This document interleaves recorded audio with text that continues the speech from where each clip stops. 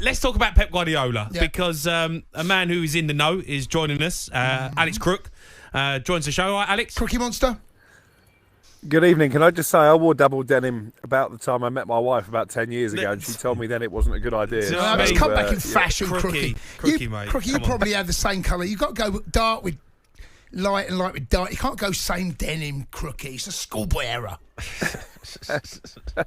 She wasn't having it at all, I've got to say. Crooky, still with you. So. Yeah, that's true. Crooky, we've got to talk about Pep Guardiola. Big news coming out that he's signing a rolling contract. Just tell us the ins and outs of it.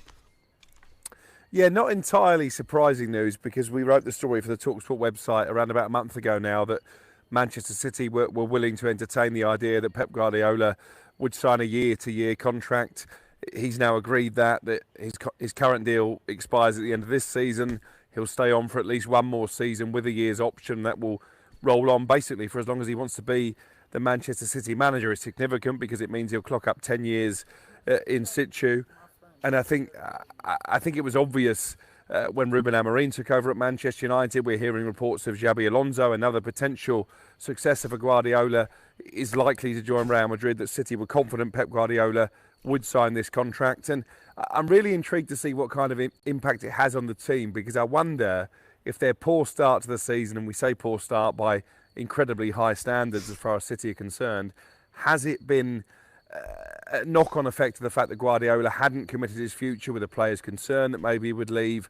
Are we now going to see a positive upturn in results? And they may well go on and win 5 in a row, which of course has never been done in English football before. Yeah, look, they're more than capable of going on an unbeaten run of 15, 20. We've seen that in the past as well. But I'm looking a little bit deeper here, Crooky. Does this suggest perhaps that Pep knows, or was very confident, that those 115 charges that are currently being investigated, he feels that, as he stated in the past, that if the club have let him down, he won't be at the club. So it feels as though maybe he knows something. Is there anything in that or not? Am I looking too deep into it?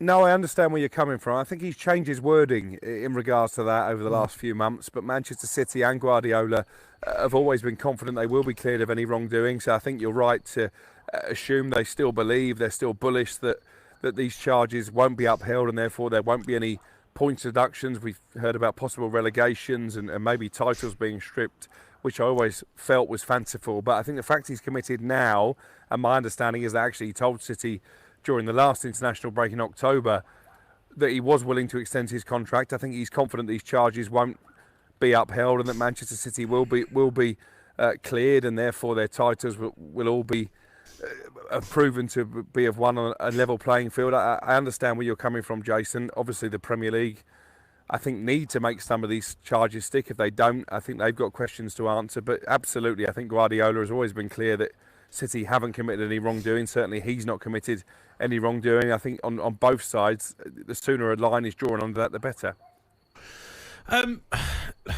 Where does this take now the rest of the Premier League? Because they're obviously now looking at it, Crooky, thinking, oh, here we go, Pep staying, Man City dominating. I think everyone was, especially Arsenal fans, maybe Liverpool fans, hoping that they was going to see the Gooners in the office earlier. Yeah, it was all devastating. Honestly, like there's a death in the family.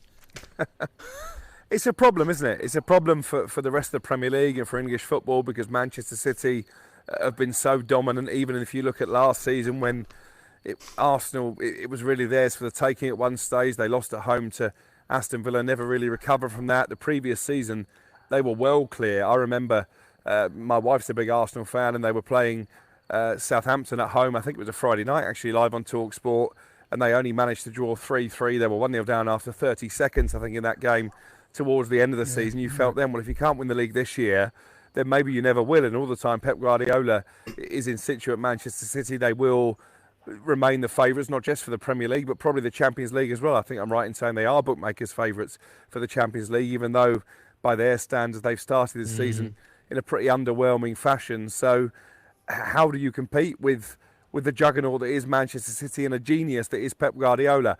I'm always going to say Sir Alex Ferguson is the best manager the Premier League has ever seen. I think when you look at where Manchester United were when he took over and where they were by the time he left, you have to say that he changed the fortunes of that football club. But Pep runs him a close second for me. I think that the standards that City have set, the football they've played, the way they've managed to keep setting new heights, 4 titles in a row. They became one of the second team after United won the treble and still went on the next season to win the Premier League. I think the way he manages to keep that team hungry, they've got Rodri, who's obviously injured for probably the rest of this season, the best player in the world officially because he won the Ballon d'Or. Kevin De Bruyne, I think best days behind him. Kyle Walker the same. They've only got one recognised number 9 in Erling Haaland, yet they keep winning football matches. How if you're Liverpool and Arsenal, do you start to compete with that? It's going to be interesting to see how it all turns out. Crooky, top man, mate. Go and get your double down. Cheers, Crooky. I'm going back to the wardrobe now. All right. Right, I want to hear from Man City fans. You're buzzing that Pep's staying. Liverpool, Arsenal, Chelsea, everyone who thinks they're in the mix to compete with Manchester City. No, Spurs. No, you didn't mention Spurs. That's interesting, I thought. Well, we're not there to win the league, are we, at the moment? Let's be honest. Chelsea have spent £1 billion. You never are there, are you? I mean, well, you know. Well, you're not, are you? Well, that's why I didn't mention them, Jason. Good. Is that all right with you? Yeah, that's fine. Yeah? It's fine. Could beat them, though, at the weekend. Do face them. Up the city. The Sports Bar with Jamie O'Hara and Jason Cundy. Monday to Thursday nights from 10 on AM, on DAB, via the talkSPORT app and on your smart speaker. talkSPORT.